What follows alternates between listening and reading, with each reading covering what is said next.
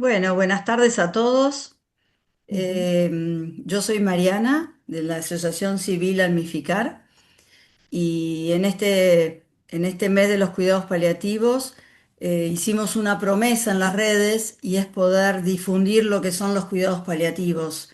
Entonces, por eso convocamos al equipo del Instituto Lanari, la doctora Celina Berenguer y la licenciada Verónica Veloso, quien va a compartirnos el trabajo que ellos hacen día a día de la mano de Juli, voluntaria de Almificar. A los que no nos conocen, la Asociación Civil Almificar, desde el año 2018, acompaña con una escucha compasiva y empática a personas que transitan una enfermedad avanzada, una enfermedad crónica, acompañan a sus familiares y acompañamos también los duelos. Nuestra misión es poder acompañar a las personas para que vivan de una manera digna estas situaciones que son difíciles.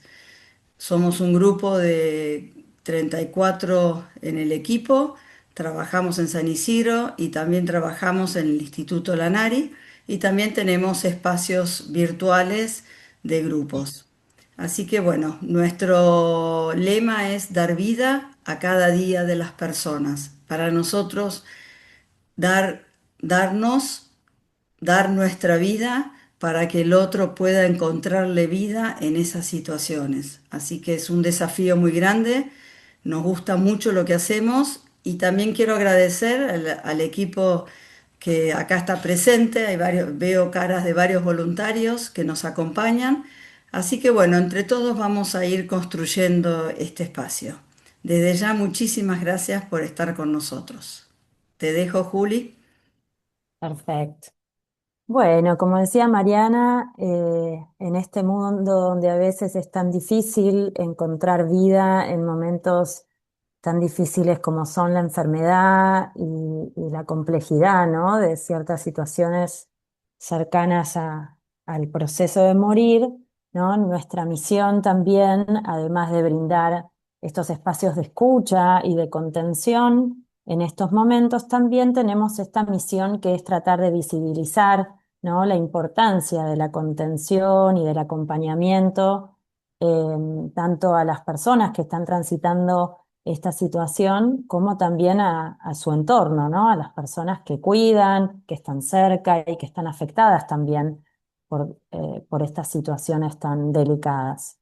Así que, bueno, un poco también Almificar está cumpliendo 7 años esta semana y en función de también de esta charla, en el Instagram nuestro estuvimos preguntándole a la gente, ¿no?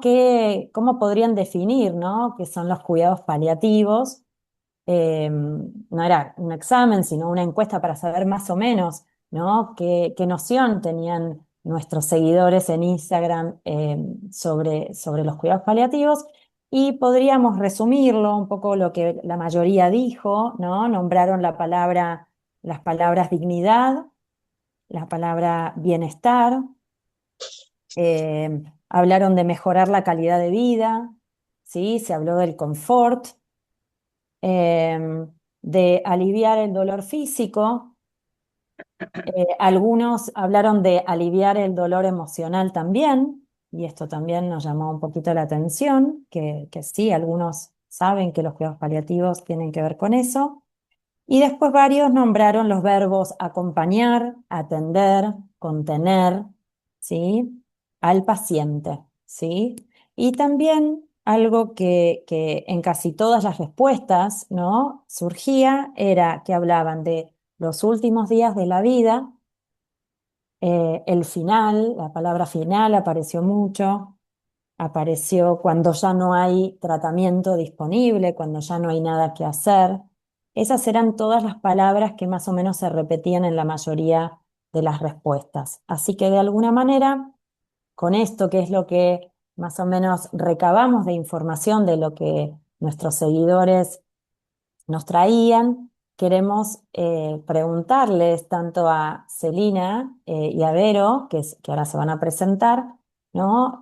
Cómo ellas, que forman parte del equipo de cuidados paliativos del Instituto Lanari hace tantos años, podrían definir los cuidados paliativos, digamos, dándonos un poquito más de información. Celi, ¿te querés presentar? Sí, ¿cómo están? Bueno, buenas tardes a todos. La verdad que es muy bueno poder tener este espacio, me parece, de compartir un poco lo que hacemos y de lo que se tratan los cuidados paliativos y bueno, que sea con personas como ustedes que son de la comunidad, ¿no? Por ahí estamos acostumbrados a hablar con profesionales y me parece que es un muy buen espacio, una muy buena oportunidad y personalmente y desde el Instituto Lanari queremos agradecerle a Almificar esta oportunidad porque nos parece que es una oportunidad para la difusión y para que entendamos de qué se tratan los cuidados paliativos y podamos también reclamarlos cuando se necesitan. Es un poco de lo que se trata. Yo soy médica y soy la que estoy ahora coordinando el equipo del LANARI, que es un instituto de investigaciones se llama Instituto de Investigaciones Médicas Alfredo Lanari y es de la Universidad de Buenos Aires. Gracias. Gracias, Si Celi. quieren, se presenta Vero y después contamos un poco de qué se tratan los cuidados paliativos. Vero. Bueno, buenas tardes a todas, a todos. Muchas gracias por la invitación. Almificar siempre tiene ahí un rinconcito para albergarnos a todas, a todos. Así que, bueno, yo soy psicóloga, soy parte del equipo, desde la fundación del equipo, por así decirlo. Vengo acompañando el proceso de cómo se fueron gestando los cuidados paliativos en el hospital. Y bueno, veo caras amigables también por ahí, por los cuadraditos que han transitado por nuestros acompañamientos y bueno, y también eso me hace reflexionar sobre qué les puedo decir yo de lo que son los cuidados paliativos cuando en realidad los que por ahí tienen la experiencia de haberlos transitado están acá en primera persona, ¿no?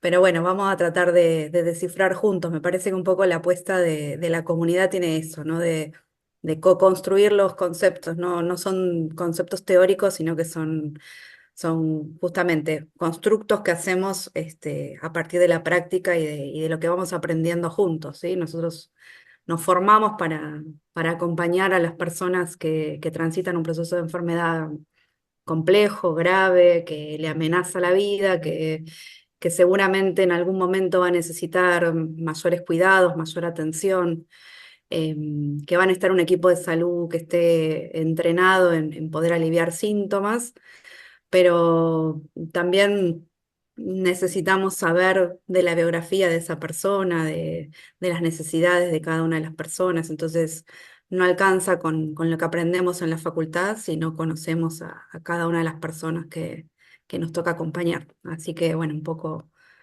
por ahí podemos encontrar una respuesta, ¿no? Un Sí, poco. por ahí, Espera, Celi, perdón, te Juli, voy a sí. contar un segundo que la idea de esta charla, ¿sí? Como decía Vero, un poco esto de recabar la información de la comunidad, ¿no? De la idea que ellos tienen, ¿no? Para de alguna manera ir construyendo, como decía Vero, co-construyendo. Los invitamos a escuchar un poco esta primera parte, ¿no? Donde Celi y Vero nos van a dar como una introducción de lo que son los cuidados paliativos para que también ustedes puedan ir anotando alguna pregunta en el chat, ¿sí?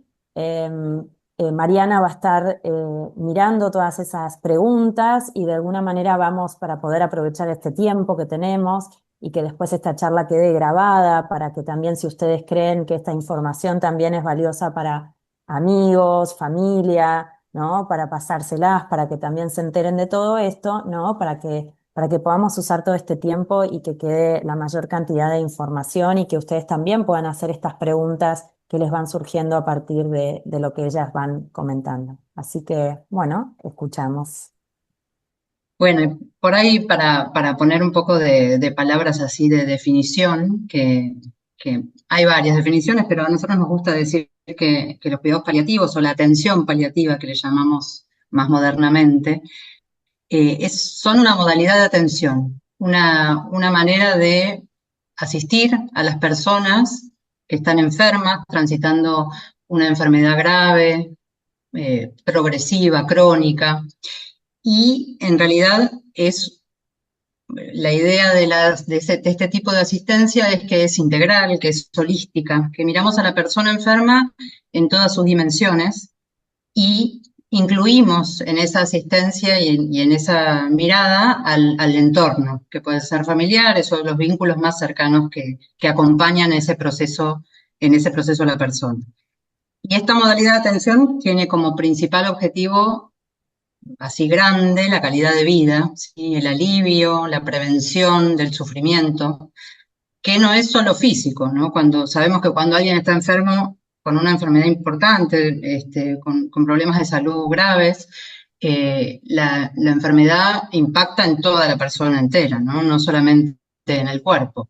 Así que nuestro, digamos, foco de atención no es solamente los síntomas físicos, sino como decía Juli, que algunas personas decían en esto de tratar de definir qué son los cuidados paliativos, es también mirar las otras dimensiones, la emocional, la social, esto de mirar el entorno y dar apoyo, la espiritual también, sí, porque, bueno, obviamente en esa enfermedad amenazante de la vida, las personas, bueno, intentan a veces encontrar un sentido a esto, o bueno, como decía Vero, la persona viene obviamente con su biografía, con su historia, con sus experiencias, así que es parte de lo que hacemos, intentar, bueno, completar un poco la, la mirada a esa persona de una manera lo más integral posible bueno, conociéndola y basándonos en las necesidades que tiene esa persona enferma. Y esas necesidades son diferentes en cada momento del proceso de enfermedad. Y hoy en día estos cuidados paliativos o esta atención paliativa se intenta enfocar en las necesidades de las personas enfermas y no en el pronóstico. Antes, como decían algunas de las personas que contestaron esta encuesta, antes los cuidados paliativos eran relacionados directamente con el final de la vida. Y hoy se entiende que las personas tienen estas necesidades paliativas a veces desde el diagnóstico mismo, ¿sí? Entonces, bueno, se trata de asistir y atender esas necesidades durante el proceso de enfermedad.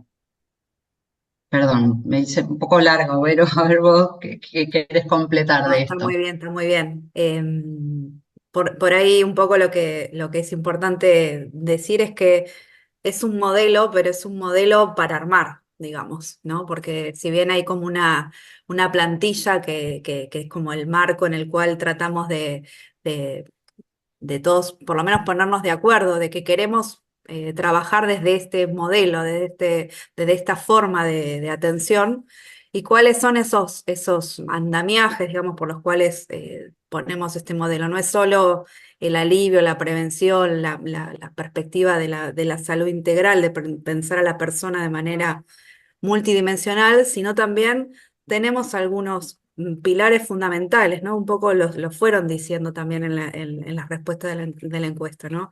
Bueno, la dignidad de las personas, ¿no? Poder respetar las decisiones de las personas, poder pensar en los derechos que tienen las personas, ¿no? O sea, y esos son como pilares también muy fundamentales en los cuales necesitamos no perder de vista de que todo lo que hagamos tiene que estar asentado en que vamos a respetar a la persona en toda su integridad y en sus derechos, y sobre todo en poder garantizar que su dignidad no se vea vulnerada, aún estando en un proceso de enfermedad grave, ¿no? Que puede ser complejo, que puede tener altibajos, que puede tener momentos de mayor necesidad o de mayor dependencia o de mayor discapacidad, pero que eso no limite su dignidad o su participación en la toma de decisiones o en los rumbos que quiere darle a su vida. Ujú. Entonces, sí, Juli. Quería preguntarte, Vero, ya que estás hablando de derechos del paciente, ¿no? Derechos de la persona que está transitando esa enfermedad, creo que estaría bueno que nos cuentes, ¿no? A qué derechos te estás refiriendo cuando estamos hablando de este tipo de procesos, que quizás algunos, quizás los tenemos claros, pero algunos no tenemos ni idea que tenemos derechos eh, en esos sentidos. Brevemente, ¿no? Sí, sí. Es complejo porque los derechos parece que estuvieran ahí siempre, pero no están siempre ahí tan garantizados, ¿no? Tenemos que estar siempre un poco exigiéndolos, que se sostengan y que no decaigan, como se dice, ¿no? Ujú. El primer derecho es el derecho a la salud, ¿no? Poder pensar que tenemos derecho al acceso a la salud y que eso a veces no está tampoco tan dado de suyo, ¿no? A veces uno, para acceder a tener una atención de salud, una atención de un equipo especializado para poder acompañar procesos como estos de los que estamos hablando, bueno, no es tan sencillo. También poder decir que para poder tener una atención paliativa no se necesita siempre tener al especialista de cuidados paliativos, ¿no? Nosotros trabajamos, bueno, mucho con Celina y con el equipo en poder formar recursos humanos de salud que no, aunque no sean especialistas en cuidados paliativos, tengan una mirada paliativa para poder atender en cualquier nivel de atención con esta idea de este modelo de la atención paliativa.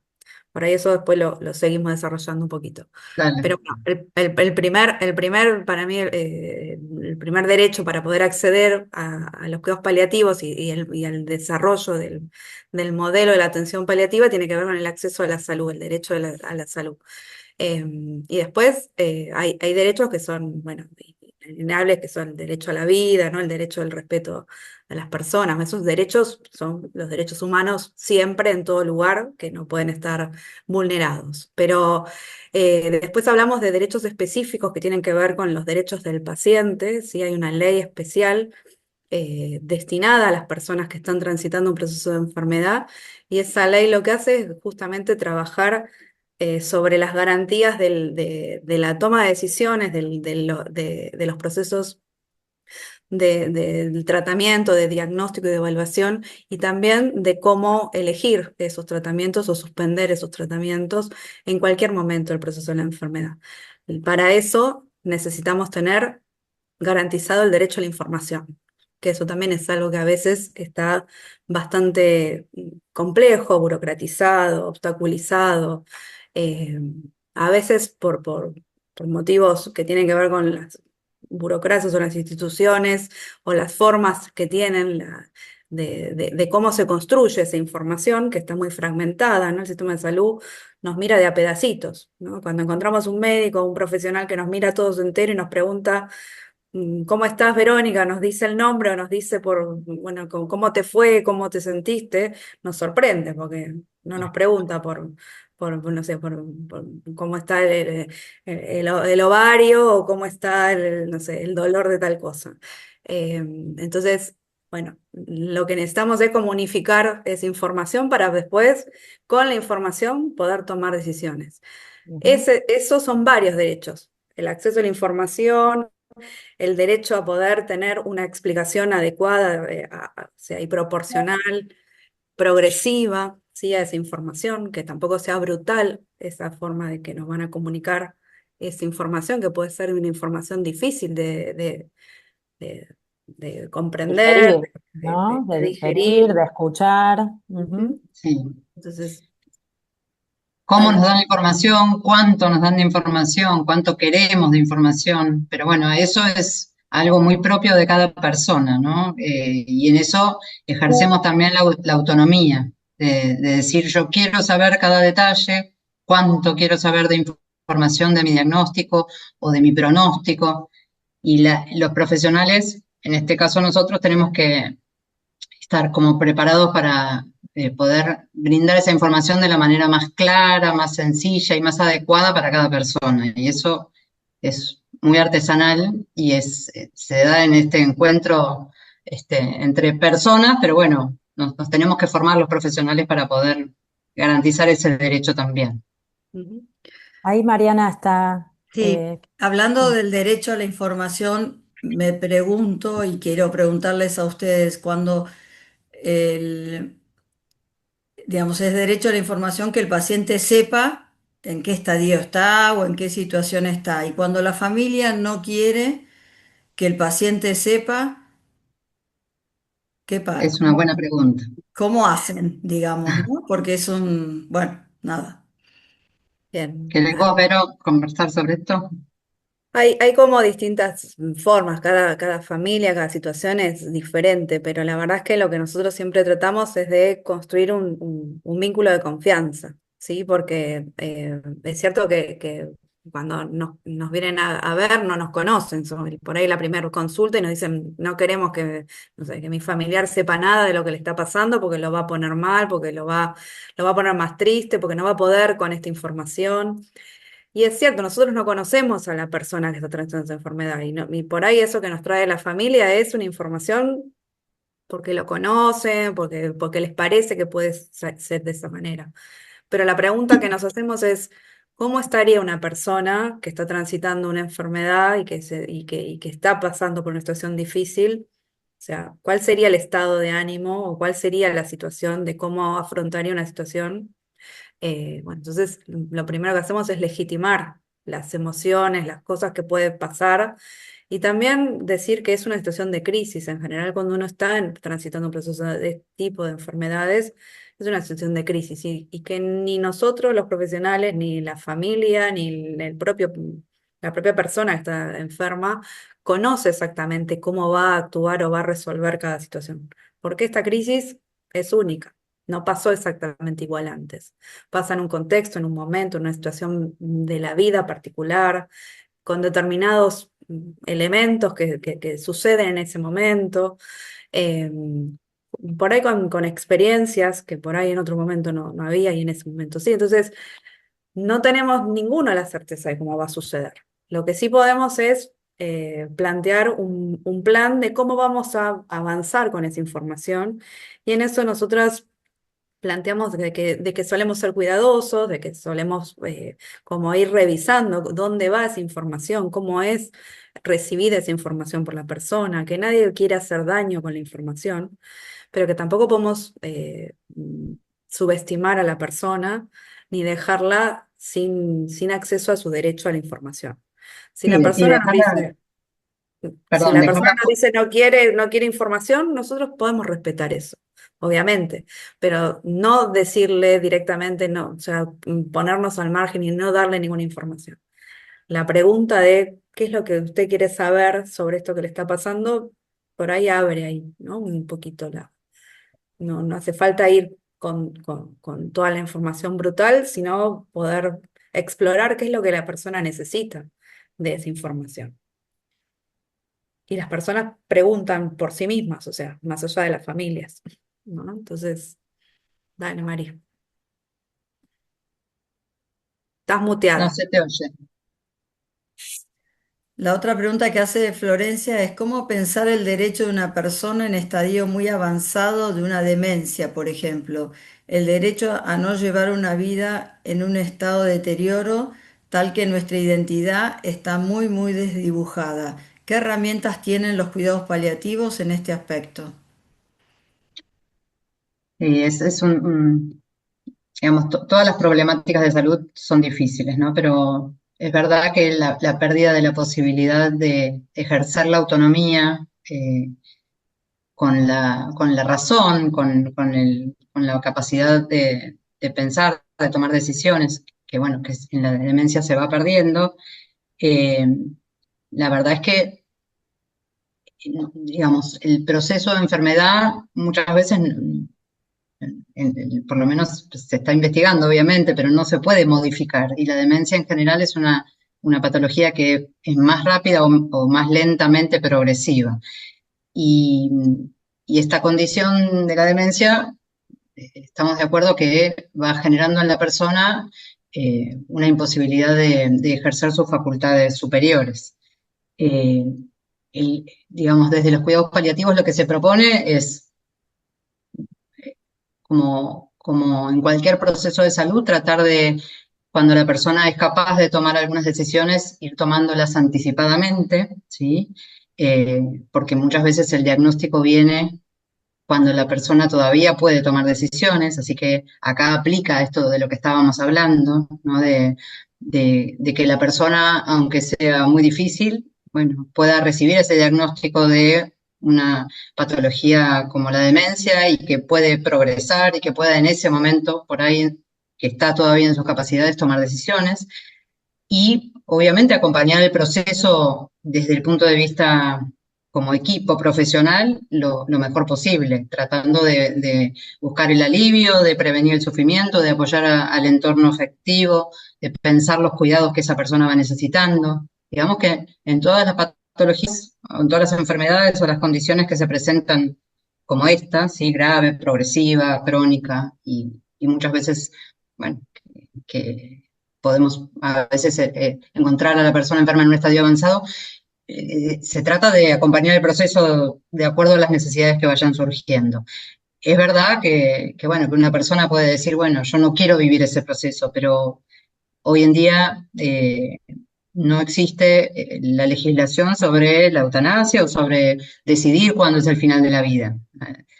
Hoy lo que existe sí es la ley de cuidados paliativos, que, bueno, que es bastante nuevita y que en su reglamentación tiene muchas dificultades y barreras, todavía muchas, y bueno, digamos que la posibilidad de cuidar a la persona hasta el final de sus días, de acuerdo a sus necesidades. Eso es lo que hoy proponen los cuidados paliativos en la demencia o en otras enfermedades, ¿sí? Y por ahí pensar que, digo, la demencia es una de las enfermedades que sabemos que limitan la autonomía de las personas, ¿no? En el estadio más avanzado de la enfermedad.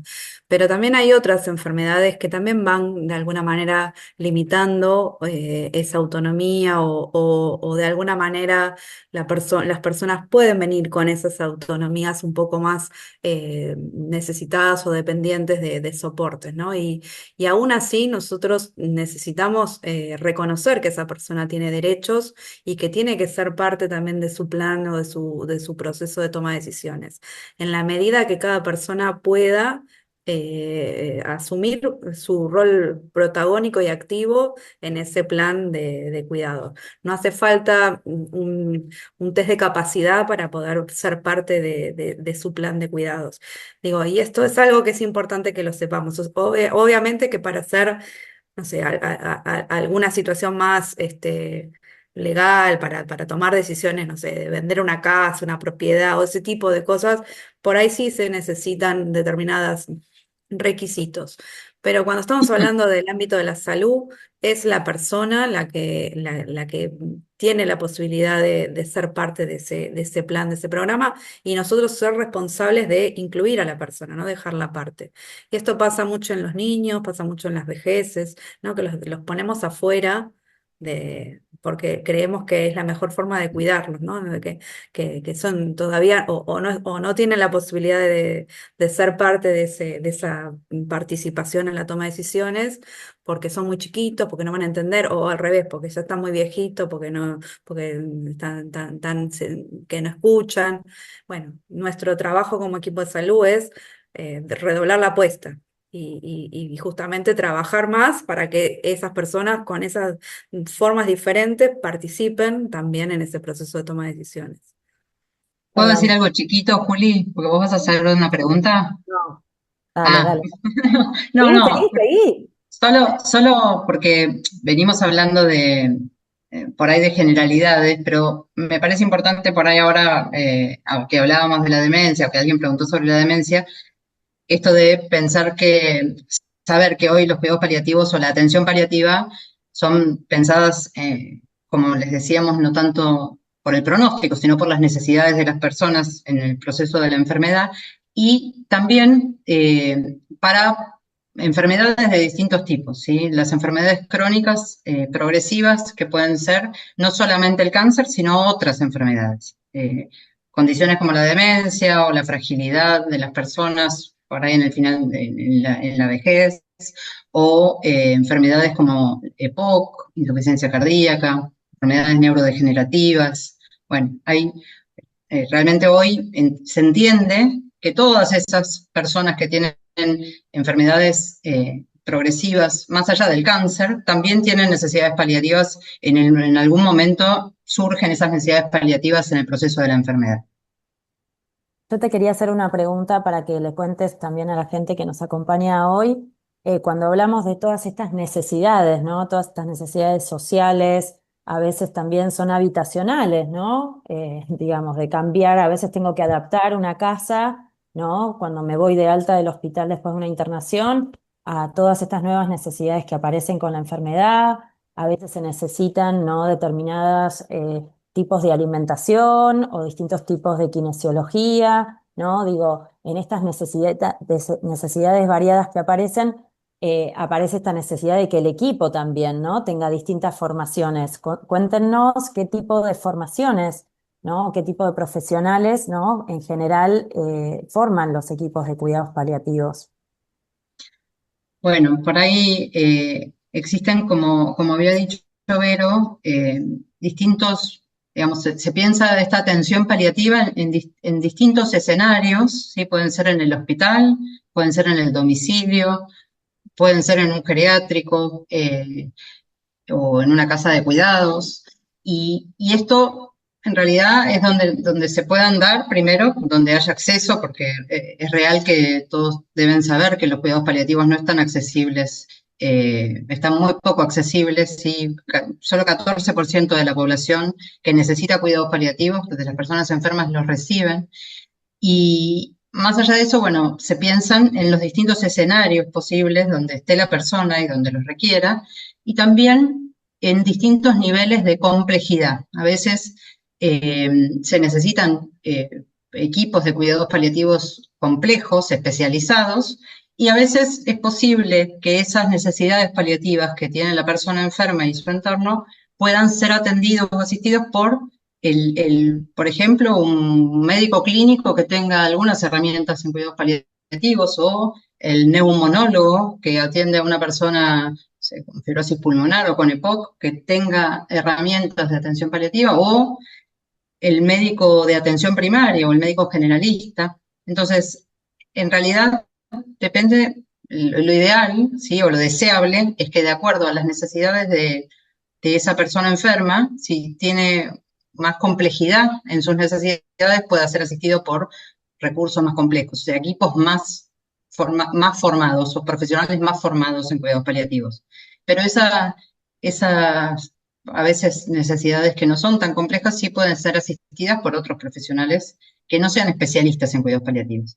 ¿Y por qué esto? Porque en realidad ustedes saben que las enfermedades crónicas son hoy las enfermedades más prevalentes. Un montón de personas en el mundo tienen enfermedades crónicas. ¿Por qué? Porque nuestra población está cada vez más vieja, porque hay cada vez más tratamientos y las personas viven más tiempo enfermas. Entonces, los cuidados paliativos no tienen que ser especializados nomás, porque no llegarían esas personas a poder recibir la atención que necesitan. Entonces, hoy se sabe y se pretende que todas las personas, los profesionales que tengan que asistir a esas personas enfermas, tengan algunas herramientas. Entonces, en lo que estamos trabajando, los que somos especialistas en cuidados paliativos, es en formar gente. ¿Sí? Lo que decía Vero, nosotros formamos o recibimos gente, médicos o psicólogos o trabajadores sociales que están queriendo tener herramientas en cuidados paliativos y nosotros intentamos brindárselas y además hay cursos para hacer. Digamos que la idea es que no haya solo especialistas en cuidados paliativos, sino que puedan estar más accesibles en otros niveles de atención. ¿Sí? Por ahí medio largo quedó, pero bueno, es otra manera hoy de ver esta atención que esté disponible realmente para todos los que la necesitan. Por ahí yo tomo algo de lo que dijiste, Juli, de qué pasa cuando la persona se tiene que ir del hospital, por ahí estuvo internada y cambiaron las necesidades de cuidado, ¿no? Por ahí eso es algo que muchas veces pasa, ¿no? Que en estos procesos de enfermedad las cosas no son siempre iguales, van cambiando, ¿no? Es dinámico esto y las necesidades cambian y también los recursos que se necesitan para dar respuesta a esas necesidades también suelen cambiar. Entonces, en todos los momentos no se necesita lo mismo y eso es algo que también tenemos que ejercitar mucho los equipos de salud, entender que por ahí el paciente vino de una manera a la internación o a la guardia o a la consulta, pero se tiene que ir de otra manera o con otras estrategias pensadas. Y ahí es donde tenemos problemas. ¿Por qué? Porque el cuidado también es una corresponsabilidad, ¿sí? Y ahí también tenemos problemas porque esa corresponsabilidad, lamentablemente en nuestro país está mal distribuida, ¿no? No tenemos quien realmente garantice todos esos cuidados. Por más que haya un buen equipo de especialistas en cuidados paliativos, si después la persona se va a casa y la persona vive sola y necesita mucha asistencia para la cotidianidad, es una situación de mucha vulnerabilidad, de mucho riesgo para esa persona volverse a la casa. Y el equipo de salud tiene que saber que eso no estaría correcto. Entonces, los recursos que se necesitan para cada situación son para cada situación y tenemos que estar como muy entrenados en poder registrar y reconocer e identificar cuáles son esas necesidades y esos recursos. En general, los que hacemos la atención paliativa, como miramos, como tratamos de mirar la panorámica y tratamos de mirar como las distintas dimensiones de los cuidados, solemos darnos cuenta de que hay cosas que pueden no funcionar en casa o pueden no estar saliendo bien. Y también somos los que ponemos a veces la alarma o el semáforo y decimos, bueno, ojo que esto puede ser peligroso porque se puede caer o o puede ser que no puedan llamar a la ambulancia cuando pase algo, ¿no? Cosas que a veces por la experiencia sabemos que pueden pasar. Y eso también es parte de nuestro trabajo, ¿no? Como la psicoeducación, por así decirlo, el anticiparnos a los escenarios que podrían darse es también parte de ese entrenamiento para poder generar un mejor contexto de cuidado en los distintos momentos del proceso de enfermedad. Perfecto, gracias. Marian, ¿tenés preguntas? Estás muteada. Micaela pregunta, ¿en el niño puede llegar a ser un poco más difícil explicarle los cuidados paliativos? Bien, nosotras en el hospital, nuestra población son en general personas mayores, ¿sí? Adultos mayores, y por ahí nuestra población de niños son los familiares, los nietos, los hijos, y no trabajamos con niños que están transitando un proceso de enfermedad en primera persona. Sin embargo, los niños y las niñas son parte protagónica de sus procesos, así que merecen una explicación de sus propios procesos de enfermedad como de los miembros de sus familias o de sus redes. Eh, es un ejercicio también de entrenarse qué necesita cada niño, cada niña de esa información y cómo brindársela. Los niños y las niñas tienen derechos y también hay que eh, poder garantizar esos derechos a la información, a la toma de decisiones, a la participación en esas comunicaciones. En general, suele ser bastante más difícil a veces trabajarlo y construir esos acuerdos, porque bueno, porque la participación de los padres y las madres también también tienen derecho, ¿no? A participar. Entonces, esa autonomía progresiva y compartida, bueno, son acuerdos que se debieran de construir con el equipo de salud, el niño o la niña y su red de apoyo, ¿no? Entonces, va un poco de manera artesanal, pero como equipo de salud nosotros tenemos que saber y como, bueno, cada uno miembro de la comunidad, saber que los niños y las niñas tienen derecho a la información y que no podemos vulnerarlos en ese derecho, que tenemos que ser lo más adecuados posibles en no abrumarlos con información que por ahí no pueden comprender o no es adecuada para su edad, pero sí poder brindar información. Y esto viene en la misma sintonía de lo que decíamos antes, ¿no? Las personas que a veces tienen otras capacidades o capacidades cognitivas más simples y que no pueden comprender la envergadura global de todo lo que está pasando. Bueno, ahí el esfuerzo es del equipo de salud, de cómo nosotros trabajamos en mejorar nuestro discurso y nuestra comunicación para que esa persona nos pueda comprender. Bueno, No es el niño que tiene que esforzarse por comprendernos a los adultos. Somos los adultos los que tenemos que trabajar para que los niños puedan acceder a ese cuidado, a esa atención. De hecho, muchas veces, Vero, cuando tenemos pacientes que tienen a sus nietos muy cerca o a sus hijos, ¿no? El equipo está bastante presente en esto de, bueno, y cómo ellos están tomando, ¿no? Esta enfermedad de su mamá o de su papá o de sus abuelos, ¿no? Hacemos estas preguntas a los padres o a los abuelos, ¿no? A los protagonistas que tenemos más cerca a veces, porque los niños no son de venir el primer día. Y los niños son como usualmente invitados, ¿no? Y se abren muchas veces. Y a veces los padres, los abuelos dicen, ay, pero ¿te parece que los traigamos acá? Y bueno, y esto también el equipo acompaña en ver, che, ¿será necesario? ¿Querrán venir? ¿Quieren preguntarles? Y en todo este proceso, ¿no? De bajar la información a través de la familia, ¿no? Esto se hace muy seguido, ¿no? Para que elijan y les den la oportunidad, eso está buenísimo. Sí, hay una de las personas muy importantes de nuestro equipo, que es la enfermera, ¿sí? Que ella es como la que siempre nos ayuda mucho a pensar esos escenarios, ¿no? De que nos ayuda a pensar cómo mejorar el escenario para poder generar esos encuentros de la mejor manera. Digo, porque en el cuidado de los detalles, ¿no? Nuestro trabajo se centra mucho también en ser cuidadosos en los detalles, en lo que hace a la persona, en lo que hace a justamente, no es pensar en el confort por el confort, es pensar en qué es lo importante para esa persona en ese momento, ¿no? Y bueno, y en este caso Lore, que es nuestra enfermera, eh, siempre está como muy atenta a eso.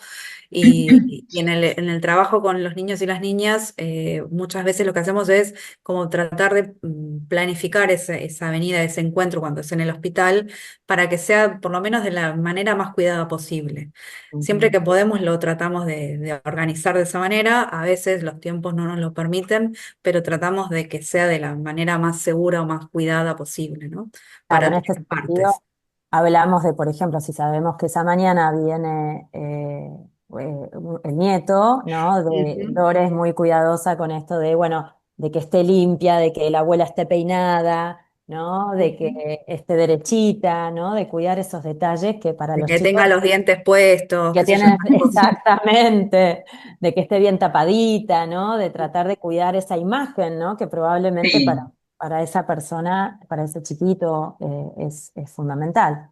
Y en esta preparación de ese encuentro, bueno, Vero principalmente y en general los otros del equipo también tratamos de participar o de pensarlo, es, bueno, a la familia, porque en general, bueno, los adultos son los interlocutores primeros, darles la pauta de que es el deseo de ese niño o esa niña de venir a visitar a su familiar es lo que tiene que primar y preparar a ese pequeño o pequeña para el encuentro y avisarles y contarles con qué se van a encontrar y cómo va a ser y bueno, y anticipar un poco la escena, además de anticipar la escena, ¿no? De prepararla. Así que es un trabajo, pero trata de ser un trabajo cuidado y bueno, que son encuentros únicos, ¿no? Porque muchas veces esa persona está en los últimos momentos o últimos días de vida y para ese niño, esa niña poder despedirse y poder tener ese encuentro es muy importante, si lo desea. Bárbaro. Marian, Cuando la persona fallece, ¿se sigue un tiempo con asistencia con los familiares? A eso la tiene que contestar Juli. Yo pregunto. muy bien. Bueno, la maravilla de trabajar, almificar junto con el equipo de cuidados paliativos, cuando es que podemos acompañar no solo cuando los voluntarios podemos acercarnos, ¿no? A acompañar a las familias en las internaciones, sino también la idea es que podamos acompañarlos durante el proceso de duelo.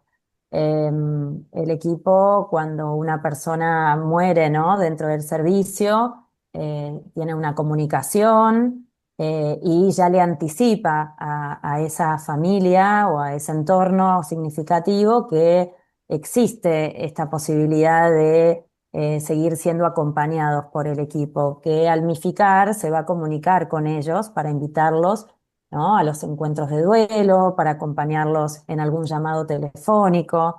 Entonces eso nos habilita a nosotros a que cuando pasa un tiempo medianamente prudencial, viendo también, depende de las necesidades de cada familia, ¿no?, nosotros nos mandamos un mensaje, ¿no?, presentándonos, que somos parte del equipo, como organización, y que los invitamos a todas estas, el grupo virtual o el grupo presencial de Cava o el grupo de Zona Norte, para que sepan, ¿no?, que este proceso no tiene por qué ser un proceso vivido en soledad, que puede ser también vivido, compartido, ¿no? Poder vivir con otras personas que están transitando lo mismo. Así que eh, lo bueno es que, por ejemplo, en el equipo, si bien nosotros trabajamos con el equipo de cuidados paliativos y con las familias de los pacientes, desde el primer momento en que formamos este grupo de duelo de Cava, siempre fue claro que iba a ser un espacio abierto, ¿no?, para cualquier persona de la comunidad.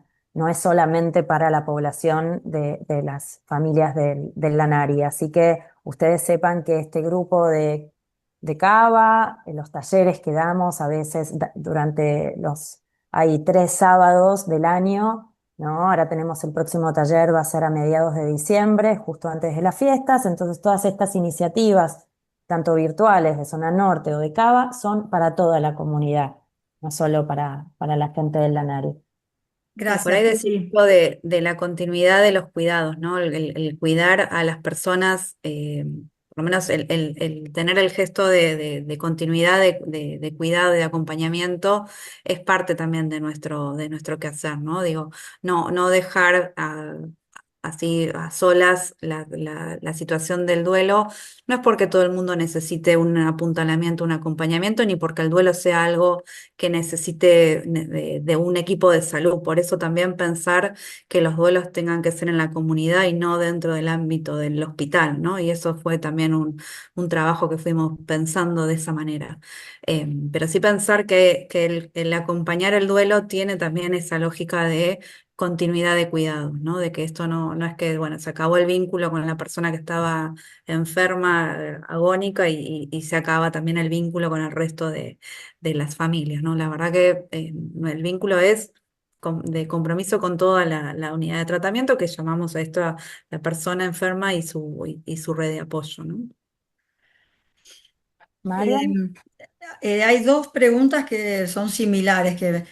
Vivi pregunta, ¿con qué equipo de profesionales cuento hoy en el Lanari? Soy estudiante de terapia ocupacional haciendo prácticas en el Hospice Buen Samaritano y me gustaría saber dónde hay equipos de terapia ocupacional. Y después hay otra persona que pregunta, ¿cómo está conformado el equipo de paliativos en el Lanari? Sí, que no lo dijimos y no, dejamos a nuestros compañeros afuera. Somos 3 médicos, 2 médicos más y yo. Vero, que es la psicóloga, hay una trabajadora social, que es la jefa de trabajo social que hace equipo con nosotros, es parte de nuestro equipo, y Lorena, nuestra enfermera. Somos 6. Nos encantaría tener una terapista ocupacional, no existe en el hospital, pero bueno, en realidad un equipo especializado en cuidados paliativos o profesionales que pueden especializarse en cuidados paliativos son de distintas disciplinas. Puede haber también kinesiólogos, farmacéuticos, puede haber nutricionistas, puede haber, bueno, terapistas ocupacionales, ¿qué más, Vero? Musicoterapia. Musicoterapeutas.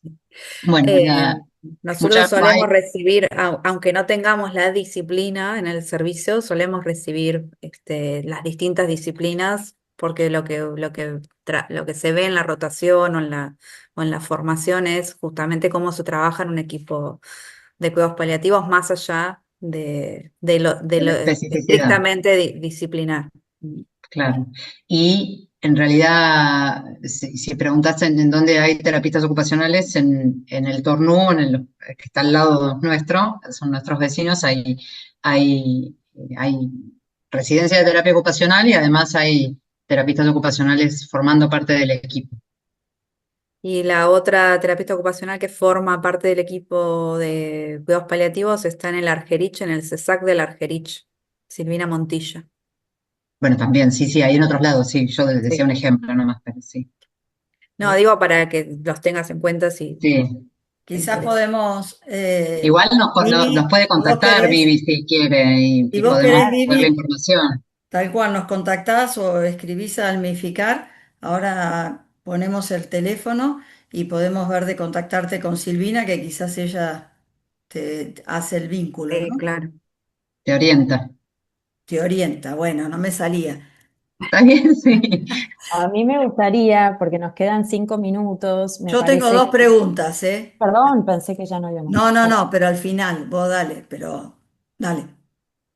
No, se me ocurría, ¿no? Como esta charla, como decíamos al principio, ¿no? Quizás están ustedes más acostumbradas, por ser docentes también, a hablar con profesionales o mismo con otros profesionales de los cuidados paliativos. Y esta es una charla donde probablemente hay profesionales en formación o hay de todo, ¿no? Probablemente familiares o hay gente que quizás está transitando una enfermedad y también se quiso interesar en este tema. ¿Qué consejos ustedes tienen, ¿no? En función de lo que vamos transitando, ¿no? Permanentemente con las familias? ¿Qué consejos les gustaría dar usted a estas personas, además de ser profesionales, ¿no? Somos todos personas y probablemente o nosotros o alguien querido pueda estar transitando por esta situación en breve. ¿Qué consejos les gustaría darles a ustedes, a quienes están acá escuchando y que quizás nos escuchen una vez que esté grabado el Zoom? Eh, no sé, que en general encuentran ciertas resistencias o ciertas confusiones con respecto a los cuidados paliativos. Yo no es un consejo, pero a mí sí me parece muy importante que todos entendamos que los cuidados paliativos tienen que ver con la vida y no con la muerte, ¿no? Porque esto que, bueno, Almificar su misión es esa, ¿no? Dar vida, o- sí, ayudar a que esa persona pueda dar vida a sus días. Y la verdad que nuestra misión es esa también, ¿no? Digamos, no nos dedicamos necesariamente a la muerte, ¿sí? Porque Claro, muchas veces los cuidados paliativos están ligados a la claro. muerte. Y Ujú, bueno, la muerte es un instante. Lo ujú. importante es lo previo a la muerte, ¿no? Cómo vive esa persona lo mejor posible antes de que la muerte llegue. Digamos, nuestro trabajo se trata de eso. Y la vida desde todas las aristas que tiene la vida, ¿no? Eh, Exactamente. Muchas veces nos pasa, ¿no? Que en el hospital, cuando dicen, ay, cuidados paliativos, ¿no? En general solemos asustarnos porque está asociado a eso, como, ¿no? Una persona que viene con una inyección, ¿no? A darme la muerte, o alguien que quiere decir entonces que no hay nada más para hacer, y no necesariamente. Muchas veces los tratamientos, ¿no? Son en paralelo, ¿no? A los cuidados paliativos.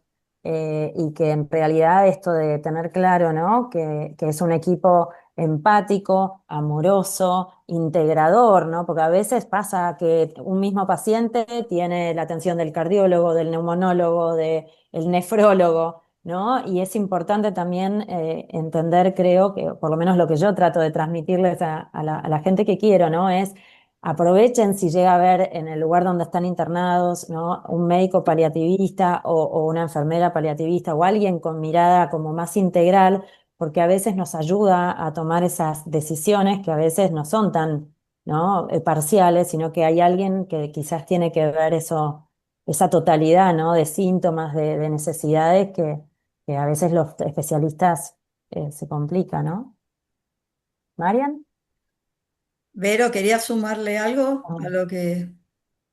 No, por ahí lo que yo, así como una sugerencia de la vida, no sé si de los cuidados paliativos, es por ahí también en el contexto de estar gravemente enfermo, en el contexto de estar transitando al final de la vida, seguir siendo uno mismo. O sea, no desdibujarse en el proceso de la enfermedad, sino seguir siendo la persona que se es, ¿no? Y animarse a seguir exigiendo lo que uno cree que necesita y seguir reclamando los derechos, aunque a veces nos cuesten. Digo, me parece que cuando uno está más vulnerable a veces se cansa de exigir o de pedir, entonces por ahí juntarse, así agruparse, bueno, puede ser un poco del impulso para no perder de vista que lo que vale son los derechos de uno y sobre todo para no dejar de ser uno mismo, aun cuando uno se sienta muy vulnerable o le cuesta reconocerse en ese proceso. Ujú, Siempre debe encontrarse detalle de que uno sigue siendo uno también en ese momento de la vida. ujú. Bueno, Micaela pregunta, cuando el paciente vuelve a su hogar solo, sin ningún familiar, sabiendo su enfermedad terminal, ¿hay algún profesional que lo acompañe en su casa para no pasar este proceso solo? Qué pregunta. Ojalá hubiese. La verdad es que, como decía Vero, los recursos de cuidado son muy escasos y están poco garantizados, ¿no? Desde, desde lo que tiene que ver con las obras sociales o con las garantías que puede llegar a dar el Estado también. Las personas que están solas y que no tienen red, la verdad es que se complica el cuidado en soledad. Así que desde nosotros intentamos en general buscar recursos para que esa persona pueda estar donde quiere o donde mejor prefiere, donde más prefiere, pero muchas veces, bueno, es necesario por ahí ir a un lugar donde esa persona sea cuidada. La verdad es que eso depende un poco de cada situación, pero si hay soledad y no hay recursos, y, bueno, muchas veces la persona está muy desprotegida sola en la casa, entonces hay que buscar cuál es el mejor lugar para su cuidado y bueno, eso es una construcción también muy artesanal de cada caso a caso, ¿no? Ujú. Se construye un acuerdo también desde alguna indicación que creemos que es una indicación del equipo de salud, ¿no? El vivir en soledad, estos procesos que amenazan la vida o que son graves no suele ser una recomendación, ¿no? Uno necesita soporte, necesita cuidados y no es una recomendación quedarse solo en la casa transitando este tipo de procesos, porque justamente pueden pasar cosas en las cuales uno solo no pueda tener esa posibilidad de resolver. Entonces necesita por lo menos hacer red con un otro, con un alguien que pueda acompañar. Eh, entonces, de lo que tratamos nosotros es que las personas que transitan por nuestro servicio construyan una red, al menos con un alguien, ¿sí? Y en eso trabajamos bastante. Pero es cierto que está difícil en estos contextos construir organizaciones de cuidado en el domicilio. Ujú. Voy a compartir algunos pensamientos. Karina dice, hola, muy buenas tardes a todos. Gracias por compartir la información, ya que solo me puse a escuchar atenta, ya que lo había escuchado. No tenía idea bien qué era. Felicidades, muy interesante para todos. Creo que es una buena oportunidad para vivir ese tiempo, dice Mabel. Emilia, hay una formación que se llama acompañamiento en el final de vida, que es especialmente para personas que están en proceso de morir. Cristina, quiero compartirles, es el segundo mensaje que lo estoy leyendo. Cristina, ya sé que lo escribiste arriba, pero acá me gustó más. Quiero compartirles mi más profundo agradecimiento a todo el equipo de cuidados paliativos y Almificar. Fueron y son contención y apoyo sin el cual todo hubiera sido súper agobiante. Gracias. Ujú. Alejandra dice, gracias por la charla y gracias por la aclaración. Yo pensaba que los cuidados paliativos eran siempre al final de vida. Soy cuidadora de personas mayores, esto me sirve mucho. Qué bueno, Alejandra. Y después dice Micaela, muchas gracias por la charla, hermosa clase. Soy estudiante de enfermería de tercer año. Bueno, a mí se Para, me ocurre, sí, perdón.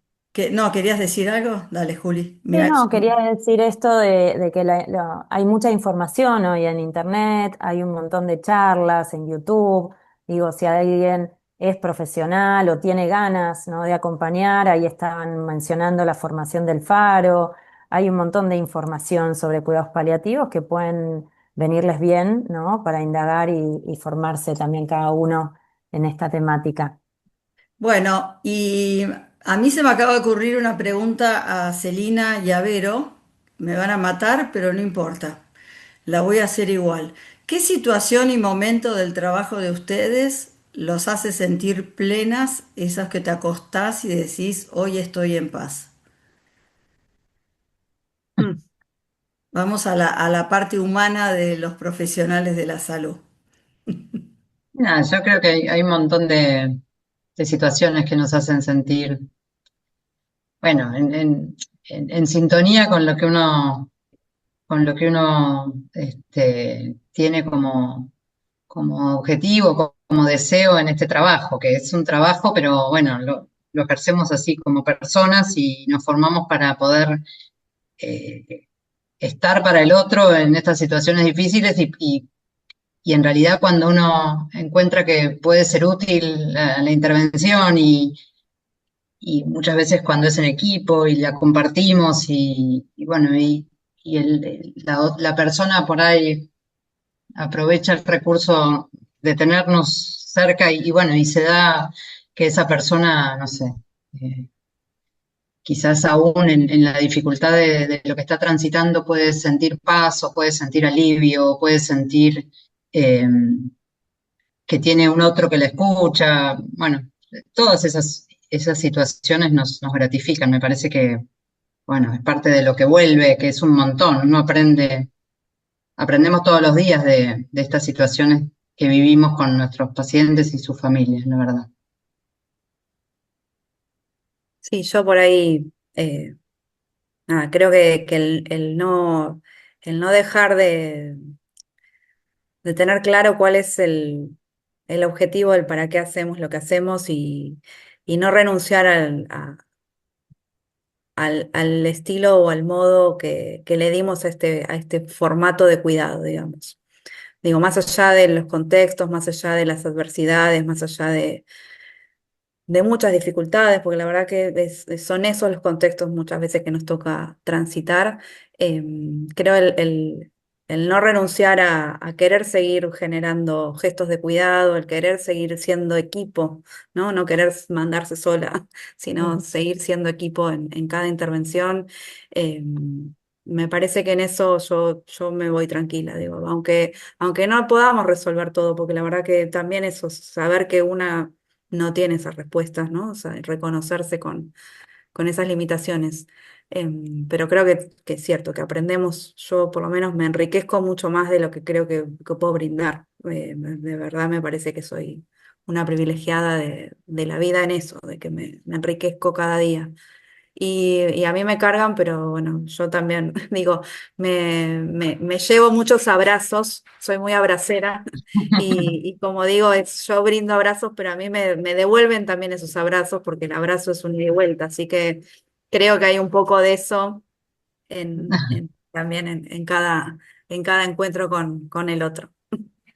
Algo que a mí me gustaría sumar es, a ver, tengo la dicha de hace 4 años estar trabajando con este equipo y algo que me han enseñado es que en las instancias más dolorosas, más desafiantes, más difíciles, más desorganizadoras de la vida, ¿no?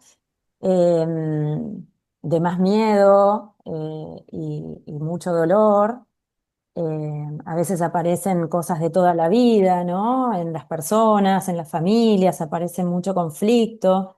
Digo, inclusive en esos contextos, el equipo puede brindar amor, ¿no? Y puede favorecer, ¿no? También con estas comunicaciones y con sus intervenciones, ¿no? Esta posibilidad de amar en el momento, en momentos más difíciles y más desafiantes, y eso es algo que me parece que es maravilloso. Así que gracias por este aprendizaje.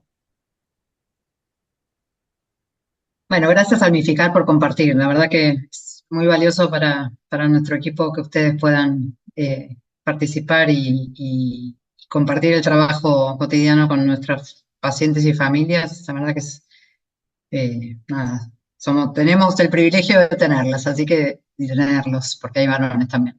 Así que es una muy buena cosa para nosotros, una muy buena oportunidad de trabajar juntos. Bueno, y bueno, para cerrar esto, para no demorarlo más, les agradecemos a todos por esta participación y les pedimos que también en esta misión que tenemos, ¿no? De poder multiplicar, ¿no? Esta comunidad y que hagan conocer la misión, hagan conocer los cuidados paliativos, para que cada uno cuando esté en estas situaciones sepa, ¿no? Qué realmente quieren decir los cuidados paliativos. Nada, para que más personas se enteren de esto, si pueden, después cuando esté grabado, sí, les vamos a pasar el link y van a poder multiplicarlo. Gracias, gracias, Celi y Vero, por su Muchas tiempo. gracias. Y gracias a todos por estar acá y bueno, un abrazo grande a todos, ¿eh? Gracias, gracias. Gracias. Adiós, Gracias. gracias. Chao. Chao.